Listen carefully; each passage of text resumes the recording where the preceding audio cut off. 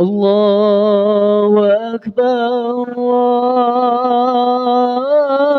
الله أكبر لا إله إلا الله.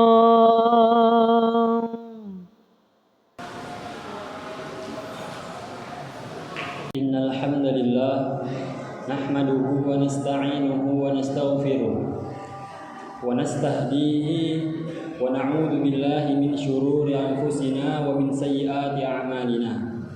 من يهده الله فهو المهتد ومن يضلل فلن تجد له وليا مرشدا.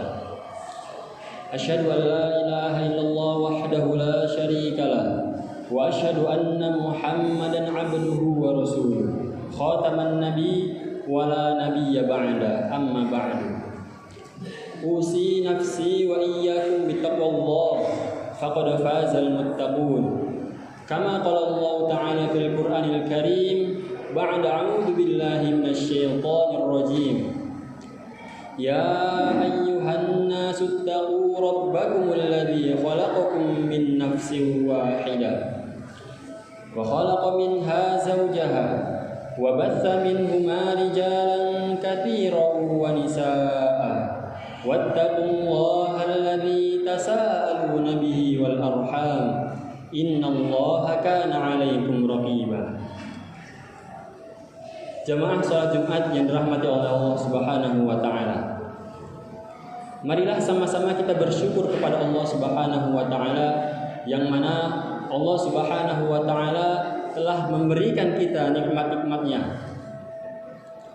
Baik itu nikmat Islam, nikmat iman dan nikmat ihsan, sehingga kita dapat berkumpul di masjid yang kita cintai ini untuk melaksanakan salat Jumat. Allah Subhanahu wa taala pernah berfirman, "La in syakartum la azidannakum wa la in kafartum inna 'adzabi lasyadid." Allah Subhanahu wa taala berfirman, jika kalian mensyukuri nikmat-nikmatku, kata Allah, maka akan aku tambah nikmat itu. Akan tetapi jika kalian kufur, maka ingatlah adabku sangatlah pedih.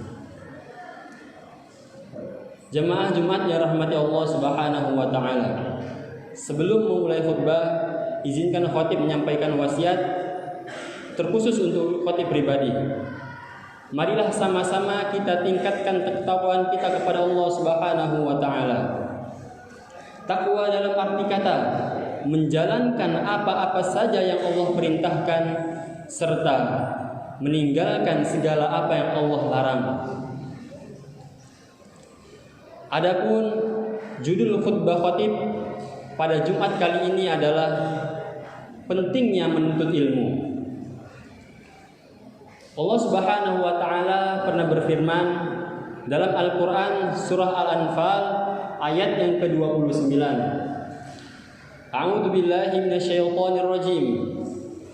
Ya ayyuhalladzina amanu in tattaqullaha yaj'al lakum furqana.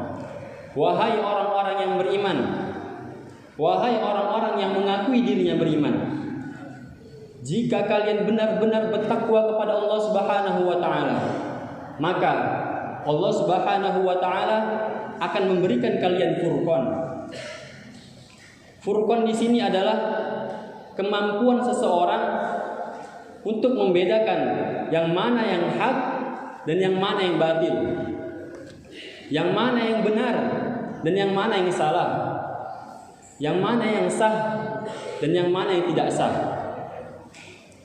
Tentunya untuk mendapatkan furqan ini, untuk mendapatkan kemampuan membedakan ini, tidaklah bisa kita dapatkan hanya dengan melakukan ibadah-ibadah mahdoh saja seperti sholat dan puasa. Akan tetapi furqan ini, kemampuan membedakan ini hanya bisa kita dapati dengan cara menuntut ilmu. Makanya Allah Subhanahu wa taala mewajibkan kepada kita seluruh muslim untuk menuntut ilmu sebagai bekal kita di dunia maupun di akhirat. Sebagaimana sabda Nabi sallallahu alaihi wasallam, Talabul ilmi fardhatun ala kulli muslim. Menuntut ilmu merupakan suatu kewajiban bagi setiap muslim, baik itu muslim laki-laki maupun muslim perempuan, baik muslim yang masih muda ataupun yang telah tua. Semuanya wajib. Karena pada hakikatnya menuntut ilmu tidak ada batasan usia. Jangan hanya karena kita masih muda kemudian kita enggan untuk menuntut ilmu, terutama ilmu agama. Dan jangan hanya kita telah tua kemudian kita bermalas-malasan untuk menuntut ilmu.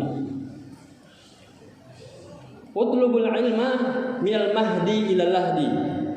Tuntutlah ilmu dari buayan sampai ke liang lahat. Tuntutlah ilmu dari kita lahir sampai kita dikuburkan. Jemaah yang rahmati Allah Subhanahu wa taala, mari kita lihat kisah Abdullah ibnu Abbas yang mana beliau merupakan sahabat yang junior, akan tetapi di usia mudanya, di usia dia yang sangat belia, Abdullah ibnu Abbas memiliki ghirah, memiliki semangat untuk menuntut ilmu. Bahkan di usia mudanya dia telah menghafal Al-Quran 30 juz. Kemudian dia meriwayatkan 1600 hadis dan telah menjadi ahli tafsir di usianya yang 13 tahun. Tak kalah hebatnya dengan ulama-ulama kita yang mana mereka belajar di usia tuanya. Sebagaimana Imam Al-Qaffal menuntut ilmu di usia 30 tahun. Kemudian ada Imam Kisai menuntut ilmu di usia 40 tahun. Dan ada Imam Zakaria Al-Ansari yang menuntut ilmu di usia 26 tahun. Jemaah yang rahmati Allah Subhanahu wa taala, kita sebagai manusia yang mana Allah Subhanahu wa taala mengamanahkan kepada kita untuk beribadah kepadanya, baik itu ibadah-ibadah wajib maupun ibadah-ibadah sunnah, yang mana ibadah ini merupakan sarana kita ataupun wasilah kita untuk menjadi hamba yang taat kepada Allah dan dicintai Allah Subhanahu wa taala. Jemaah rahmati Allah Subhanahu wa taala, semua ibadah-ibadah itu, baik itu ibadah wajib maupun ibadah-ibadah sunnah, tentunya semua itu telah memiliki aturannya masing-masing, telah memiliki ketentuannya masing-masing, telah ditetapkan oleh agama. Ini menunjukkan bahwasannya setiap amal ibadah itu harus memiliki ilmu, harus sesuai dengan tuntutan Nabi Shallallahu Alaihi Wasallam. Karena jelas sangatlah berbeda kualitas dan kuantitas ibadah orang yang berilmu dengan orang yang tidak berilmu. Jemaah yang rahmati Allah Subhanahu wa taala, oleh karena itu ilmu merupakan pondasi utama kita dalam menjalani kehidupan ini, terutama dalam beribadah kepada Allah Subhanahu wa taala. Karena dengan ilmu kita dapat mengetahui bagaimana tata cara ibadah yang baik dan benar. Kita dapat mengetahui bagaimana tata cara sholat yang baik dan benar. Kita dapat mengetahui bagaimana tata cara puasa yang sesuai dengan tuntutan Nabi Shallallahu Alaihi Wasallam. Ketika kita menjadi orang kaya, maka ilmu akan membimbing kita bagaimana untuk menjadi orang kaya yang paham berzakat. Ketika kita menjadi pemimpin, ilmu akan membimbing kita bagaimana menjadi pemimpin yang adil. Ketika kita menjadi orang tua, maka ilmu akan membimbing kita bagaimana cara menjadi orang tua yang baik. Dan ketika kita menjadi seorang anak, maka ilmu akan membimbing kita bagaimana cara menjadi anak yang patuh terhadap orang tuanya. Jemaah rahmati Allah Subhanahu wa taala, Allah Subhanahu wa taala sangat mencintai orang-orang yang menuntut ilmu. Sampai-sampai Allah Subhanahu wa taala memudahkan jalan mereka untuk menuju surga. Sebagaimana hadis Nabi sallallahu alaihi wasallam, "Man salaka tariqan yaltamisu fihi ilman, sahhalallahu lahu tariqan ilal jannah." Barang siapa yang menempuh jalan untuk menuntut ilmu, maka Allah Subhanahu wa taala akan mudahkan jalannya menuju surga Allah Subhanahu wa taala.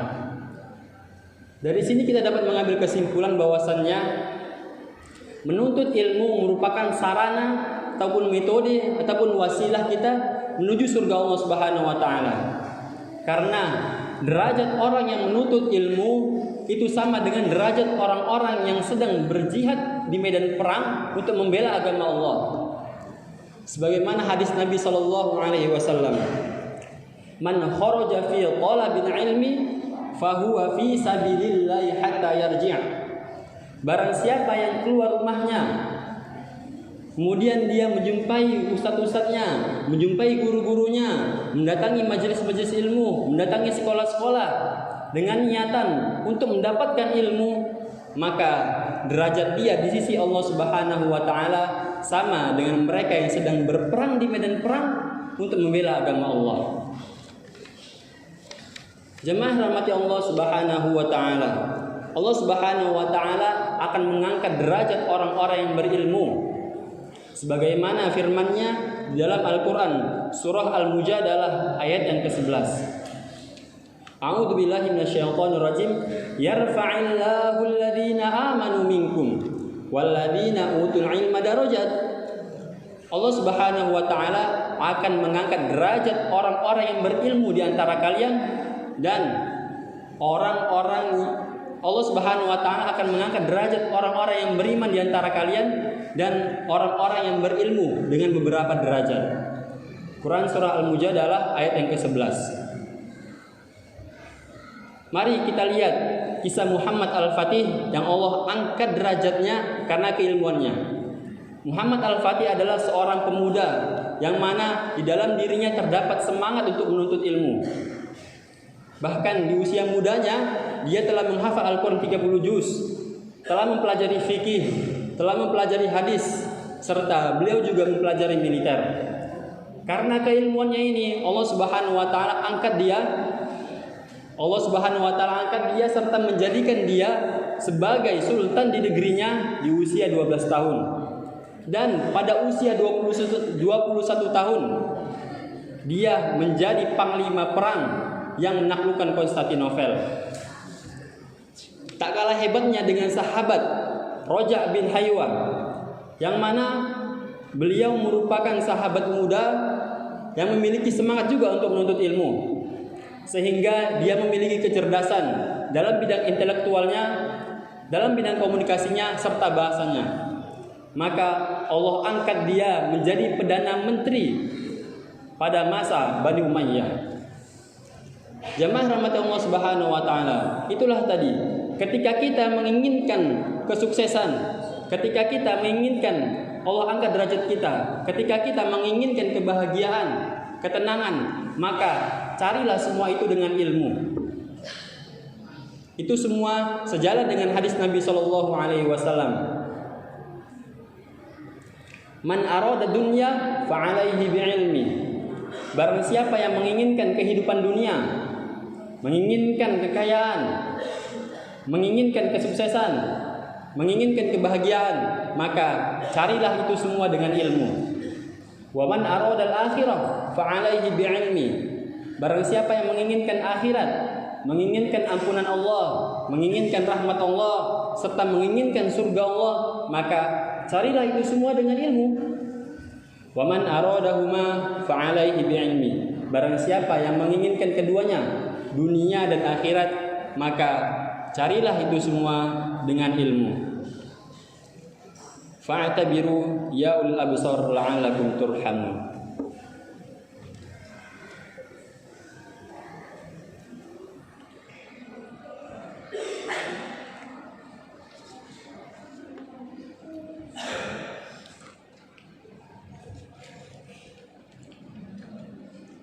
Alhamdulillahi wa kafa, wassalatu wassalamu ala rasulillahil mustafa wa ala alihi wa ashabihi wa man wafa.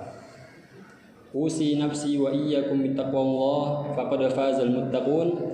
Ya ayyuhalladzina amanu taqullaha haqqa tuqatih wa la tamutunna illa wa antum muslimun. Jamaah salat Jumat yang dirahmati oleh Allah Subhanahu wa taala.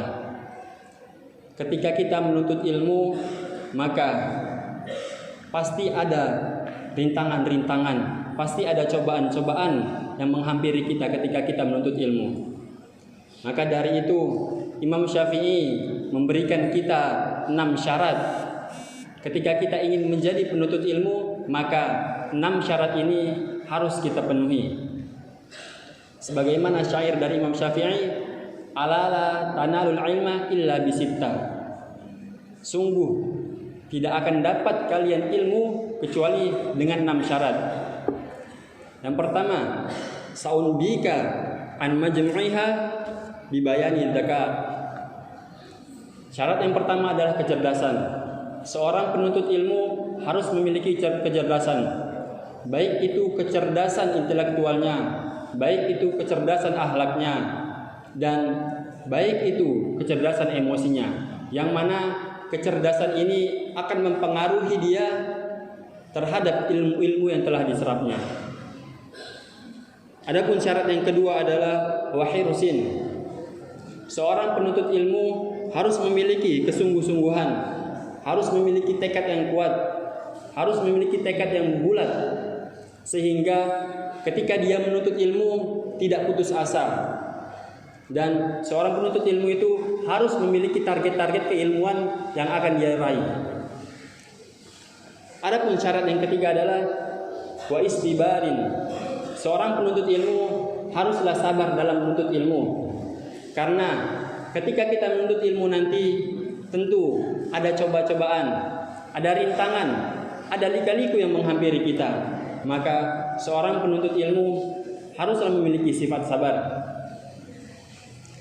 Adapun yang keempat adalah wabalghatin. Seorang penuntut ilmu harus mengeluarkan modal, harus mengeluarkan hartanya demi ilmu. Karena setiap perjuangan itu tentu ada pengorbanan. Jangan pernah kita mengharapkan ilmu yang bermanfaat, akan tetapi kita enggan untuk mengeluarkan modal. Karena ilmu itu yang akan membimbing kita dalam kehidupan kita ini. Adapun syarat yang kelima adalah warsyadin ustad. Harus memiliki ustad, harus memiliki guru, yang mana guru ini akan membimbing kita ketika kita menuntut ilmu. Guru ini akan menasihati kita ketika kita salah dalam menuntut ilmu. Adapun syarat yang keenam, syarat yang terakhir adalah tauliz zaman. Seorang penuntut ilmu harus menempuh waktu yang lama dalam menuntut ilmu. Karena tidak ada ilmu yang bisa didapati dengan cara instan, tidak ada ilmu yang bisa didapati dengan cara yang cepat, dan menuntut ilmu tidak semudah membalikkan telapak tangan. Itu tadi 6 syarat ketika kita ingin menuntut ilmu. Yang pertama adalah kecerdasan, yang kedua adalah sungguh-sungguh, yang ketiga adalah sabar, yang keempat adalah seorang penuntut ilmu harus mengeluarkan modal, yang kelima harus memiliki guru, dan yang keenam menempuh waktu yang lama. Innallaha wa malaikatahu yusholluna 'alan nabi ya ayyuhalladzina amanu shallu 'alaihi wa sallimu taslima. Allahumma shalli ala Muhammad wa ala ali Muhammad kama shallaita ala Ibrahim wa ala ali Ibrahim wa barik ala Muhammad wa ala ali Muhammad kama barakta ala Ibrahim wa ala ali Ibrahim innaka Hamidum Majid. Allahumma ighfir lil muslimina wal muslimat wal mu'minina wal mu'minat an ahyahi minhum wal amwat innaka antas saribun qaribun mujibu da'wa wa yaqadiyal hajat. Allahumma rzuqna fahman nabiyyin wa hifdzal mursalin wa ilhamal malaikatil muqarrabin bi rahmatika ya arhamar rahimin. Allahumma inna nas'aluka ilman nafi'an wa rizqan thayyiban wa amalan mutaqabbalan. Rabbana la tuzigh qulubana ba'da idh hadaitana wa hab lana min ladunka rahmah innaka antal wahhab. Rabbana atina fid dunya hasanah wa fil akhirati hasanah wa qina adzabannar. Ibadallah, innallaha ya'murukum bil 'adli wal ihsan wa ita'i dzil qurba wa yanha 'anil fahsya'i wal munkari wal baghi. Ya'idukum la'allakum tadhakkarun wa la dzikrullahi akbar. Aqimus shalah.